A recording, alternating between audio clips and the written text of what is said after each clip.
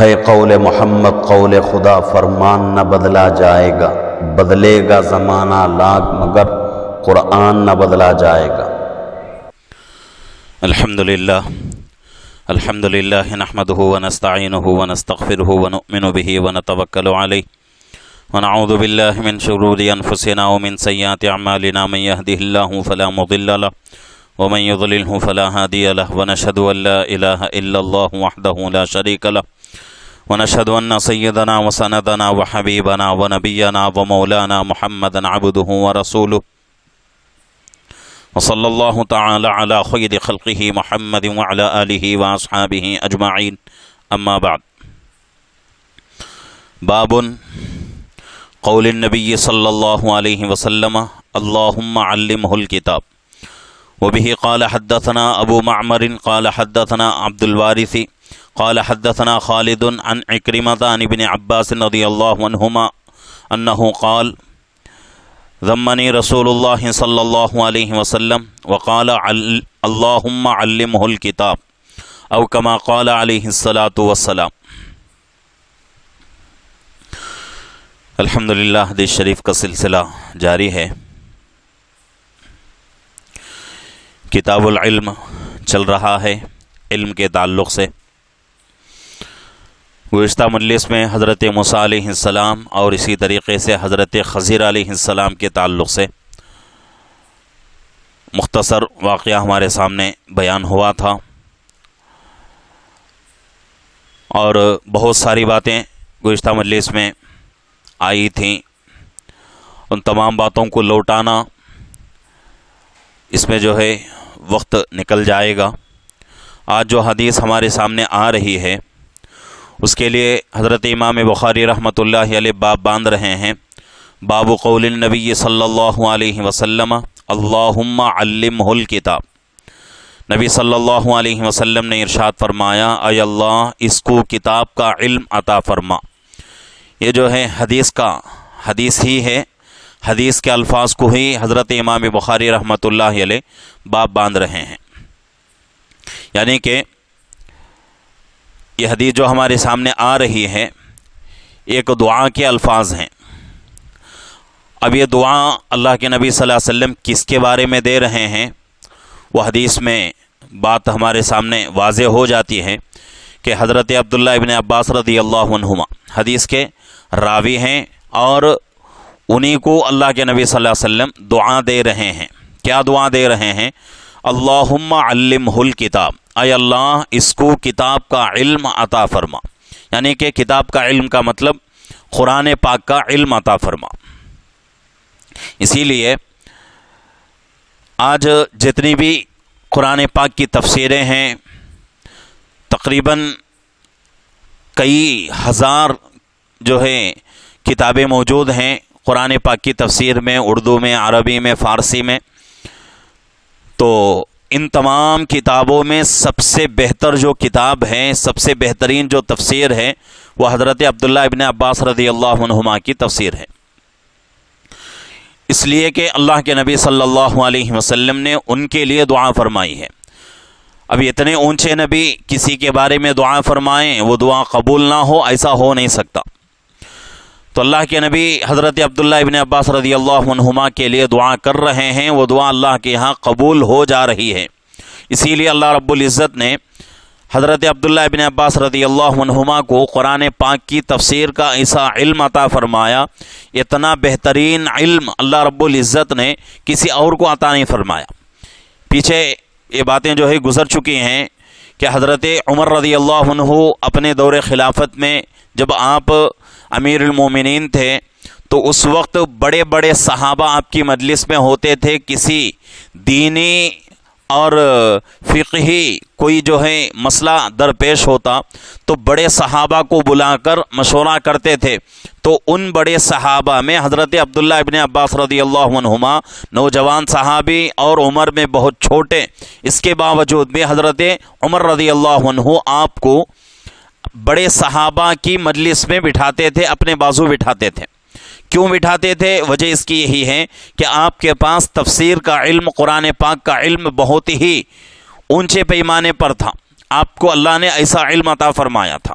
اور وہ علم کیسے عطا ہوا؟ اسی دعا کی برکت سے۔ اللہ کے نبی نے دعا فرمائی کہ اے اللہ اس کو، یعنی کہ عبداللہ ابن عباس کو رضی اللہ عنہما، قرآن پاک کا علم عطا فرما۔ تو اس دعا کی برکت سے اللہ رب العزت نے حضرت عبداللہ ابن عباس رضی اللہ عنہما کو قرآن پاک کا اتنا بہترین علم عطا فرمایا۔ اب یہ دعا دینے کا واقعہ، دعا دینے کا موقع کیوں آیا؟ اب یہاں جو ہے حدیث میں اس کا کوئی تذکرہ نہیں ہے، صرف اتنی حدیث ہے، قال رسول اللہ صلی اللہ علیہ وسلم عن ابن عباس رضی اللہ عنہما انہ قال ذمنی رسول اللہ صلی اللہ علیہ وسلم وقال اللہم علمہ الکتاب۔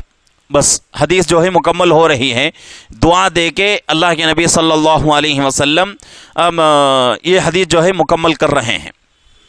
اب یہ واقعہ کیوں پیش آیا، اللہ کے نبی صلی اللہ علیہ وسلم کیوں دعا دے رہے ہیں؟ تو حدیث پاک میں محدثین نے اس کے لیے دو واقعات بتاتے ہیں کہ ان دو واقعات میں سے کوئی ایک واقعہ ایسا ہوا جس کی وجہ سے اللہ کے نبی حضرت عبداللہ ابن عباس رضی اللہ عنہما کو دعا دے رہے ہیں۔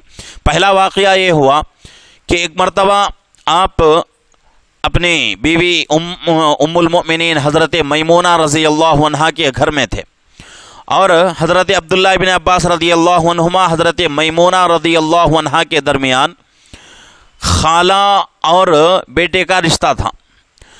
خالہ اور یعنی کہ اپنے جو ہے بڑی یا پھر چھوٹی بہن کا جو بیٹا ہوتا ہے اس کے لیے یہ عورت جو ہے خالہ ہوتی ہے، تو خالہ اور اپنی بہن کے بچے کے درمیان پردہ نہیں ہوتا، اس لیے کہ اللہ کے نبی صلی اللہ علیہ وسلم نے ارشاد فرمایا خالہ ماں کی جگہ میں ہے۔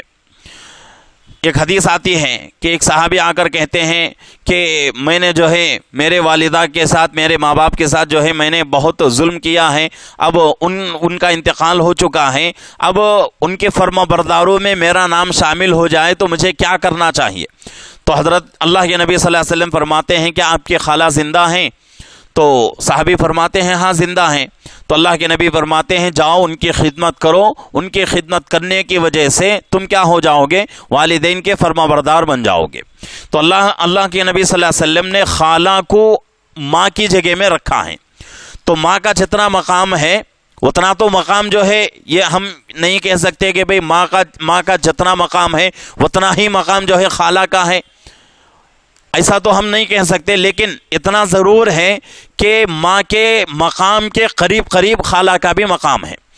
تو ماں کے جگہ میں اللہ کے نبی صلی اللہ علیہ وسلم نے خالہ کو رکھا ہے، تو اس وجہ سے خالہ اور جو ہے اپنی بہن کے بیٹے کے درمیان پردہ نہیں ہوتا۔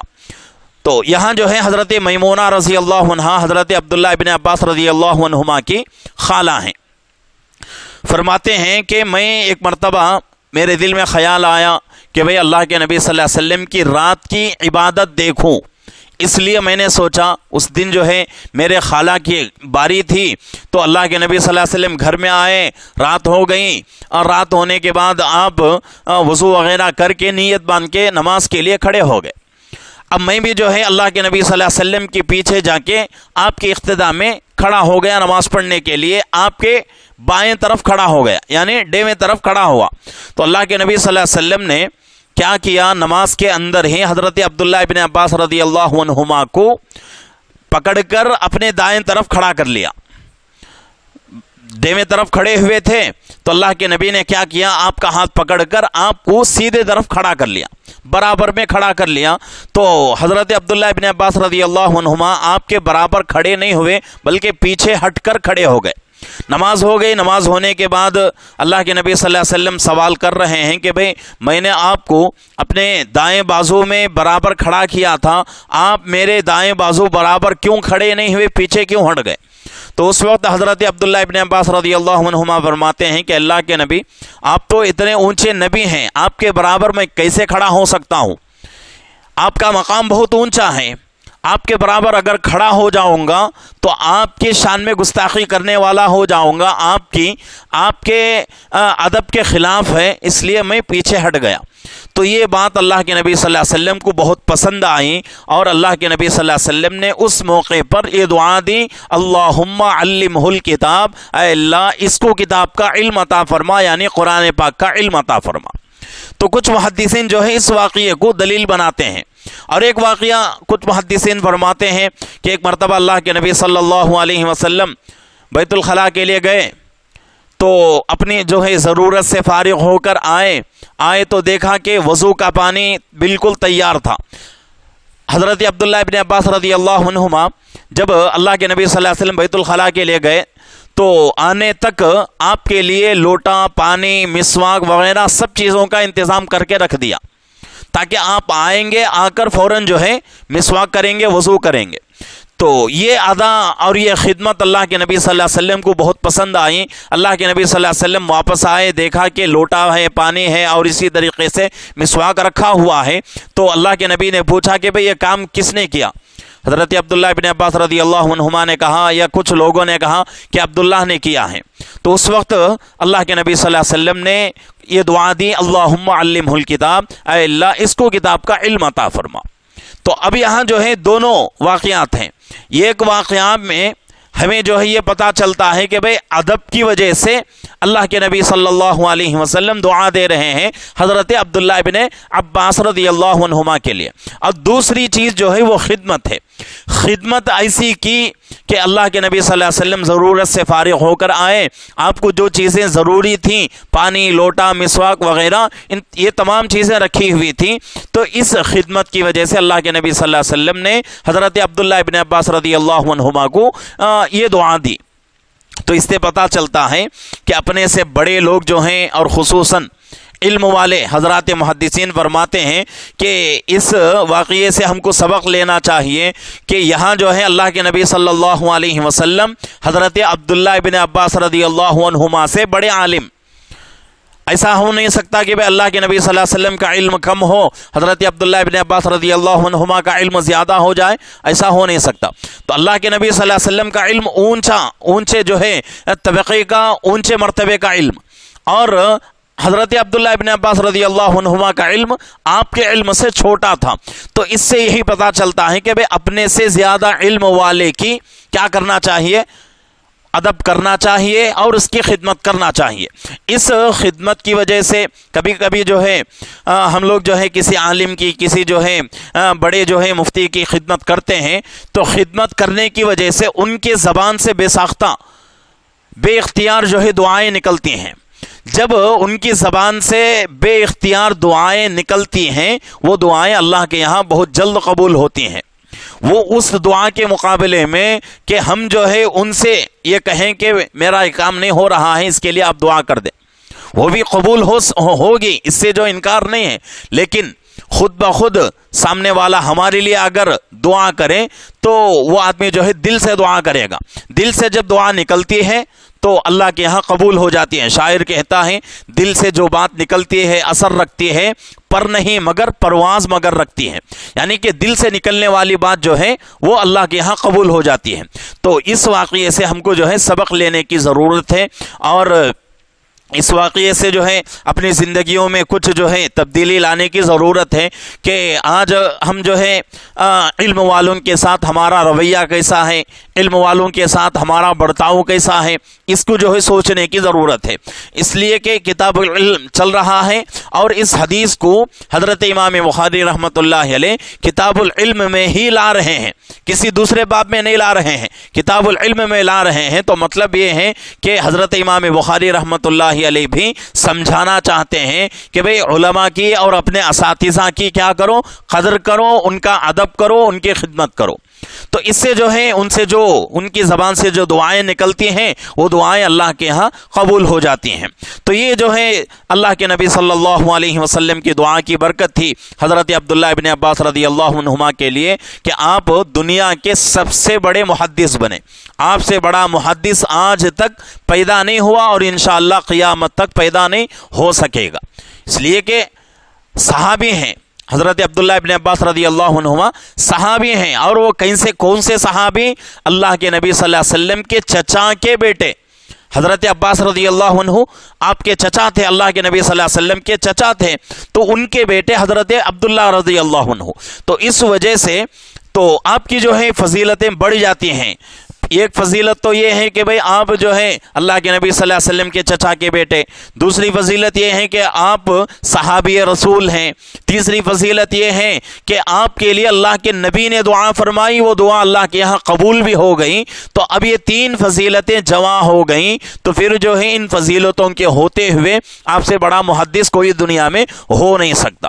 تو اس لیے جو ہے ہمارے لیے بھی ضروری ہے کہ ہم بھی جو ہے ایسے جو ہے کام کریں جس کی وجہ سے ہمارے علم میں برکت ہو جائے اور ہمارے اعمال میں جو ہے برکت ہو جائے۔ ایسا نہ ہو، اللہ کے یہاں جو ہے ایک وصول ہے، اللہ ہمارے جو ہے بڑی بڑی چیزوں کو نہیں دیکھتے، بڑی بڑی قربانیاں اللہ کو ضرورت نہیں ہے۔ اللہ رب العزت جو ہے چھوٹی چھوٹی چیزوں کا بھی اللہ کے یہاں اعتبار ہوتا ہے کہ اگر آدمی چھوٹا گناہ بھی کرتا ہے، اس نیت سے کرتا ہے اور اس گناہ کے تعلق سے یہ سمجھتا ہے کہ بھئی چھوٹا گناہ ہے کیا ہو جائے گا، اگر یہ سمجھ کر چھوٹا گناہ مکروہ گناہ بھی کرتا ہے تو کتابوں میں لکھا ہوا ہے، تفسیروں میں بات آتی ہے کہ اس چھوٹے گناہ کی وجہ سے اللہ رب العزت جو ہے بڑی بڑی عبادتیں چھین لیتے ہیں، بڑی بڑی عبادتیں اللہ چھین لیتے ہیں، عبادتوں کی توفیق ختم ہو جاتی ہے۔ جب عبادتوں کی توفیق ختم ہو جائے تو پھر آدمی کچھ کر نہیں سکتا۔ آدمی کے دلوں کے اندر جذبات بہت رہتے ہیں کہ بھئی نمازوں کی پابندی کریں گے اور روزہ زکوٰۃ کریں گے اور حج کریں گے، فلانا کریں گے، فلانے کام کریں گے، لیکن توفیق نہیں مل سکتی۔ کیوں؟ اس لیے کہ اللہ رب العزت نے ختم اللہ علی قلوبہم، اللہ رب العزت نے کیا کر دیا ہے؟